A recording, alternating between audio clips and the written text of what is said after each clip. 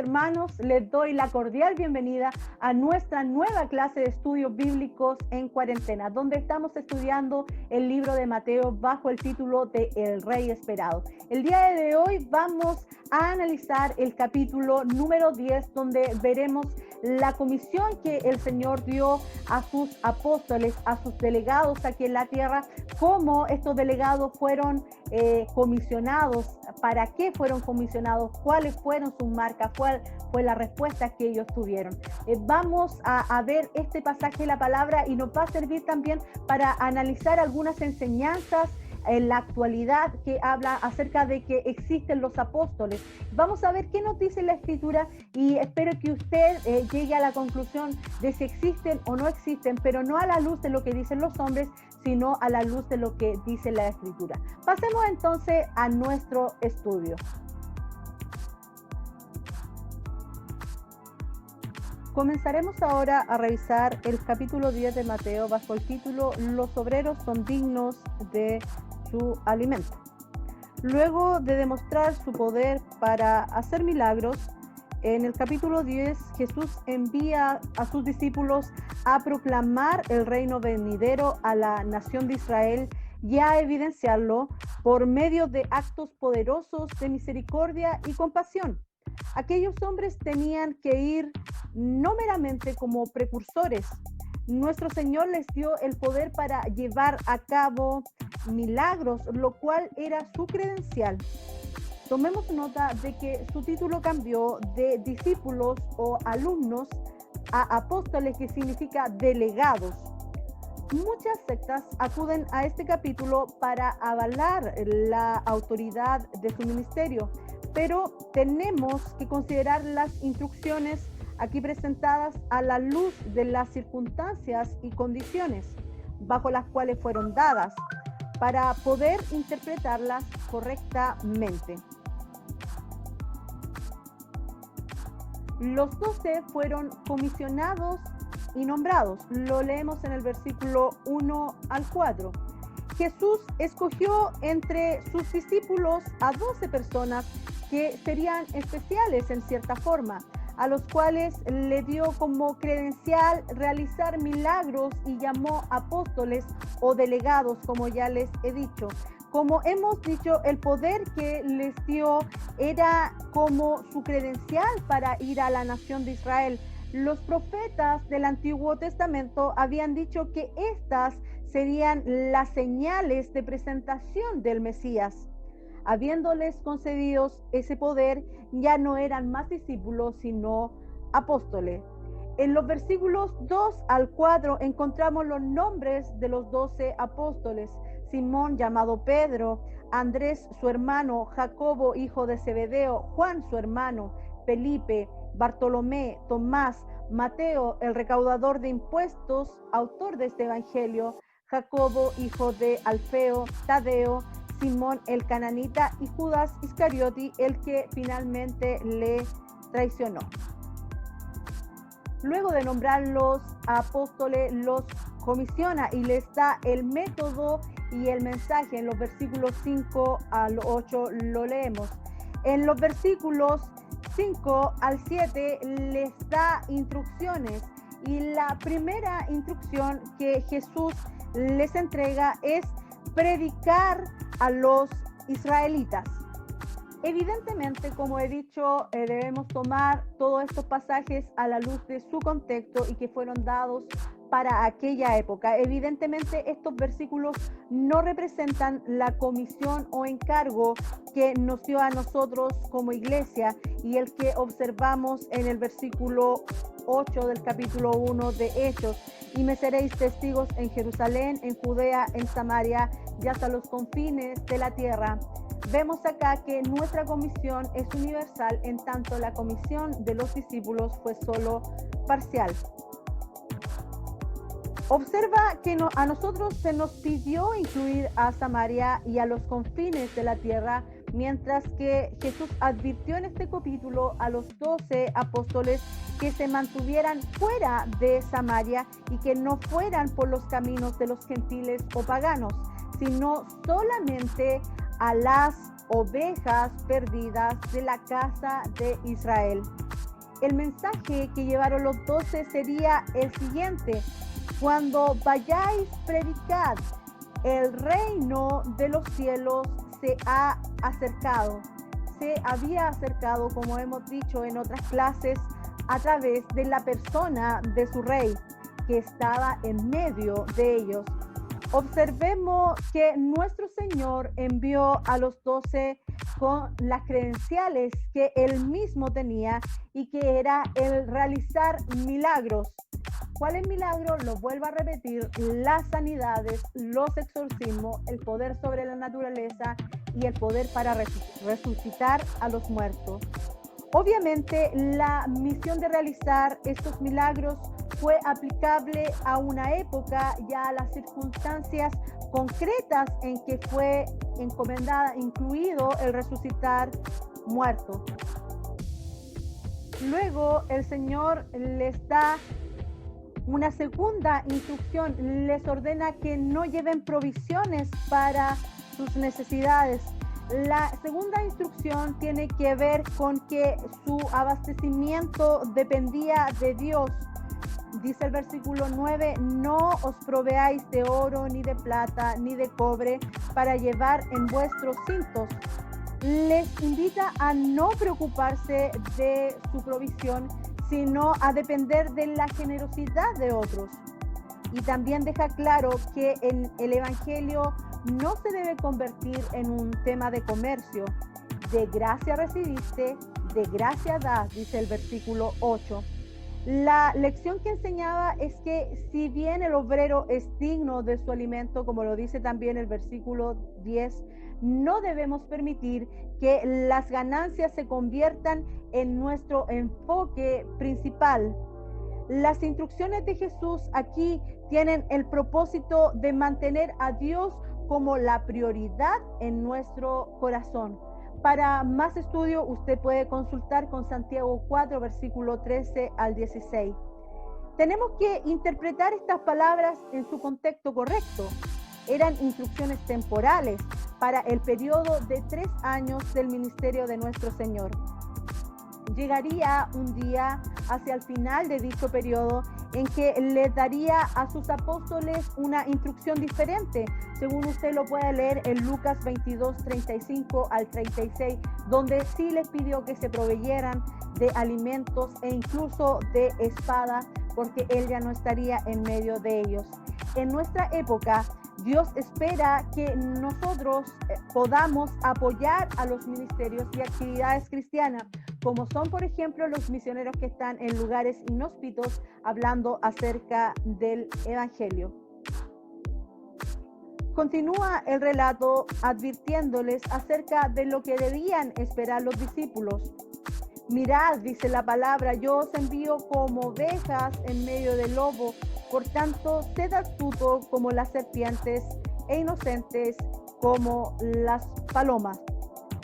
Habiéndoles hablado de la situación local, el Señor les presentó a aquellos hombres algunos grandes principios válidos para desempeñar la misión de ser testigos suyos. Estos principios son válidos también para este tiempo y son apropiados a nuestra época. El Hijo de Dios debería ser sabio como una serpiente y tan inofensivo como una paloma. La serpiente es peligrosa y la paloma está siempre en peligro. Así que debemos combinar ambas actitudes y nos enseña a nosotros cómo vivir en la vida cotidiana de manera cristiana. Les vuelve a hacer algunas advertencias.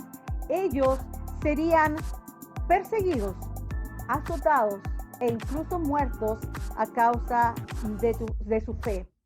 Pero aún en esos momentos de dificultad tendrían la oportunidad de anunciar el reino, versículos 17 y 20, lo cual, si usted continúa leyendo la palabra, se cumplió, porque dice que a pesar de que ellos eran perseguidos, aún con más energía, con más anhelo, bendecían el nombre del Señor y proclamaban el Evangelio. En aquellos tiempos, estas cosas les sucederían a aquellos que servían a Dios. Y desde entonces, mirando a la trayectoria histórica de la Iglesia y a la situación actual de algunos países, podemos decir que muchísimos cristianos han enfrentado y sufren aún estas situaciones de sufrimiento y persecución. Quiero hacer un breve paréntesis para aclarar un versículo que ha sido usado para avalar el no estudiar la Biblia. Dice el versículo 19 y 20, pero cuando os entreguen, no os preocupéis cómo o qué habéis de hablar, porque a esta hora se os dará lo que habéis de hablar, porque no sois vosotros los que habláis, sino el Espíritu de vuestro Padre que habla en nosotros. Hermanos, este versículo debe ser interpretado en su contexto. Estos versículos se aplicarían a aquellos que en situaciones locales y bajo condiciones adversas no tendrían ocasión de preparar sus respuestas cuando fuesen arrestados a causa de la tarea que Jesús les había enviado a realizar. En los tiempos actuales, estas indicaciones no pueden aplicarse para justificar la ignorancia, la falta de disciplina y de estudio y, por supuesto, la falta de meditación y preparación espiritual. Así que, hermanos, no justifiquemos en este versículo el no estudiar la palabra del Señor, porque fue una instrucción local para una situación particular. Continuamos con nuestro tema sobre lo que deberían enfrentar los discípulos durante su misión. La venida de Cristo al mundo en un sentido no trajo unidad, sino que trajo división. En aquellos casos en que algunos miembros de la familia creían en Cristo y otros no, lo dice el versículo 21. Es que el encuentro con Cristo cambia la perspectiva general de la existencia. Como bien dijo el apóstol Pablo en 1 Corintios 1:18, porque la palabra de la cruz es necedad para los que se pierden, pero para nosotros los salvos es poder de Dios. También dice el versículo 22 que serían odiados y seréis odiados de todos por causa de mi nombre. Termina este verso con una hermosa promesa, pero el que persevere hasta el fin, este será salvo. Esta afirmación se refiere a la realidad de que el Señor guardaría a los suyos durante el periodo de 3 años de su ministerio. El versículo 23 añade: pero cuando os persigan en esta ciudad, huid a la otra, porque en verdad os digo, no terminaréis de recorrer la ciudad de Israel antes que venga el Hijo del Hombre. Significa que no serían capaces de alcanzar toda la ciudad de Israel antes que Él fuese manifestado a la nación. En los versículos siguientes, Jesús entrega algunos principios generales que deben gobernar la vida de todos los discípulos, del versículo 24 en adelante. Aunque estos grandes principios estaban dirigidos a los 12 apóstoles, son perfectamente aplicables a nosotros.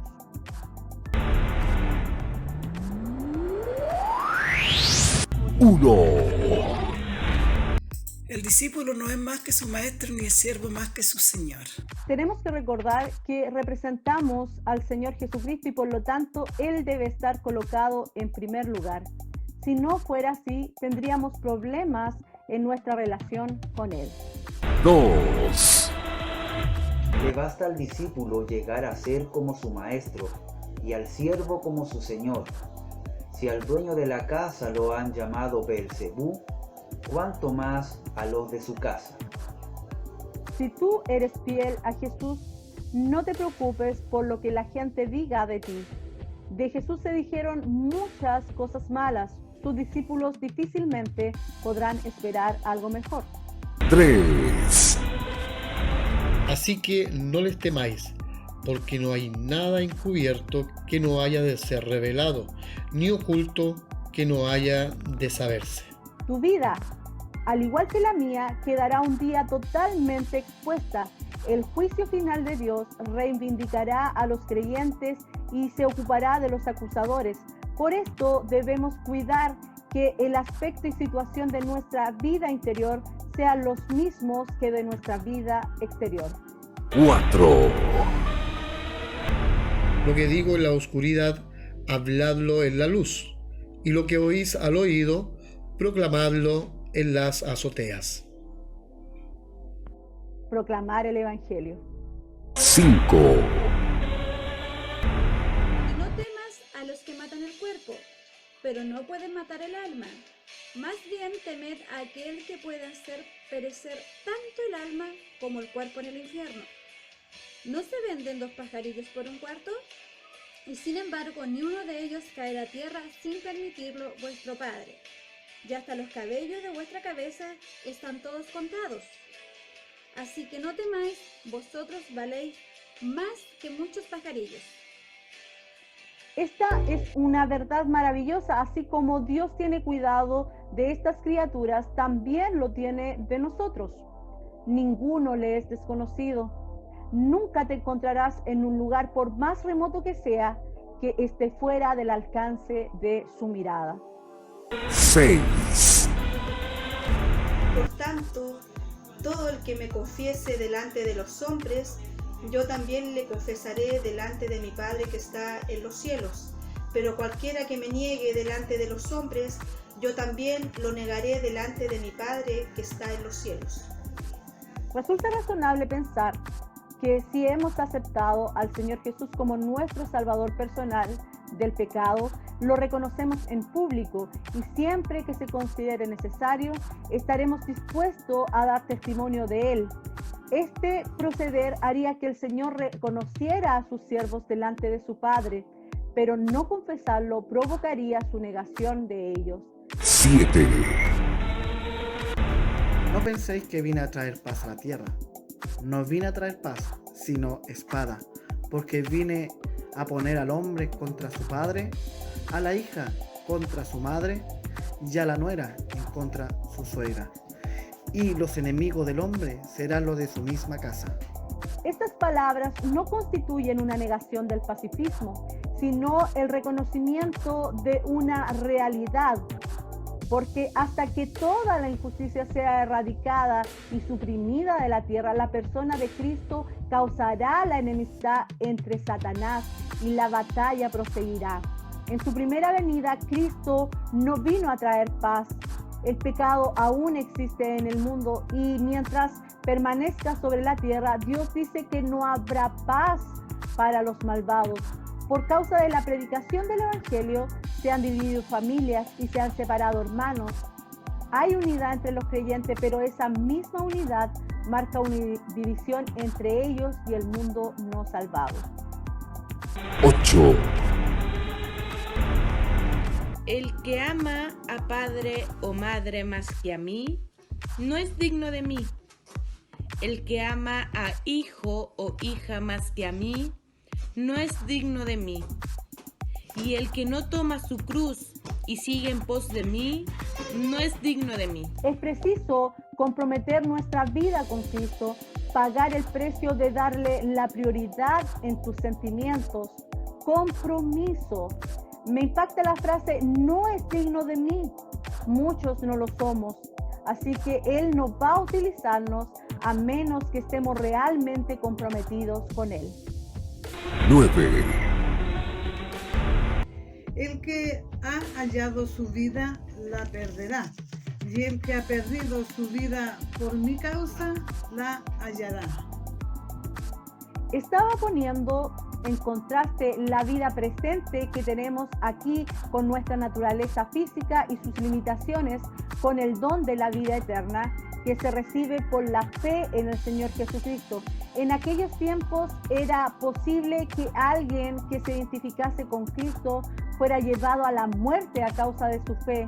Esto ocurre también en la actualidad en algunos países del mundo. Alguien que pierde su vida física por causa de Cristo encontrará la vida eterna en su presencia. 10, El que a vosotros recibe, a mí me recibe, y el que me recibe a mí, recibe al que me envió. Y el que recibe a un profeta por cuanto es profeta, recompensa de profeta recibirá. Y el que recibe a un justo por cuanto es justo, recompensa de justo recibirá. Y cualquiera que dé a uno de estos pequeñitos un vaso de agua fría solamente, por cuanto es discípulo, de cierto os digo que no perderá su recompensa. En el Evangelio, según Juan, el Señor Jesús clarifica esta sección cuando dice que el mundo lo odió y va a odiar también a los suyos. No deberíamos nosotros ser más populares en el mundo de lo que fue Jesús. La medida de la lealtad y fidelidad a Él se ve por las recompensas aquí mencionadas. La recompensa irá de acuerdo con la acción realizada. Resumen, el pasaje estudiado nos deja algunas enseñanzas que no debemos olvidar. Primero, el ministerio de Cristo se caracterizó por 4 tipos de milagros. Quien quiera ser apóstol, como dice el versículo 10:8, tendrá estas credenciales y deberá llevar la misma marca. Recuerdo que los milagros eran realizar sanidades, resucitar muertos, hacer exorcismo y tener el poder sobre la naturaleza. Esa es la marca y la credencial de que alguien es un apóstol del Señor. Segundo, además deberá aplicar el versículo 9, o sea, no deberá preocuparse de su sustento, o sea, no cobrará por predicar, no cobrará por hacer milagros, porque depende absolutamente de que Dios lo sustente. Tercero, debemos interpretar estas palabras que hemos estudiado en el capítulo 10 en su debido contexto. Estas indicaciones son instrucciones transitorias para circunstancias locales concretas y válidas para el citado periodo de 3 años del ministerio de Jesús. No podemos aplicar todo este capítulo a nosotros, solo algunas cosas que han trascendido a través del tiempo. Entonces, mis hermanos, ese ha sido el estudio del capítulo número 10 de Mateo. Espero que haya sido una bendición para usted y que cuando alguien le pregunte, ¿existen los apóstoles actuales?, usted tenga una respuesta adecuada conforme a lo que la palabra ha dicho y lo que el Señor le ha revelado.